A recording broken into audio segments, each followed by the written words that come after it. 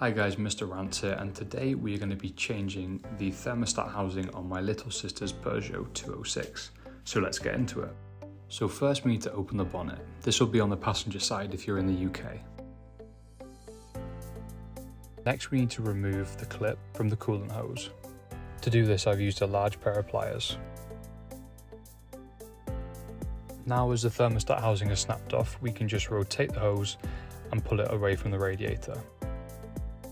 As you can see here, this is snapped clean off, so wouldn't be doing much cooling anytime soon. Now to remove the broken lower housing. I'm using a socket set to loosen off the two bolts. I started with the upper bolt. Now onto the lower one. Now they're finger tight, I'm just using the head of the socket to loosen them off.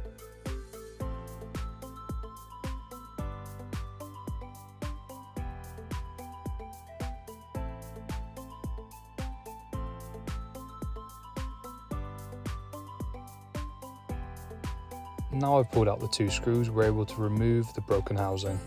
As you can see here, we've got the new housing and the old housing next to each other, so you can see where it's snapped clean off and why we needed to replace it. Now it's time to remove the small section of the old housing that's currently trapped within the old tube. This was a bit fiddly, but we got there in the end. Now it's time to fit the new thermostat housing.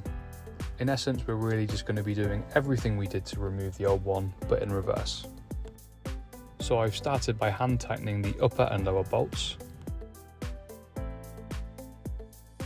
Then the socket set is back out again to give it that final nip up to make sure it's all tight.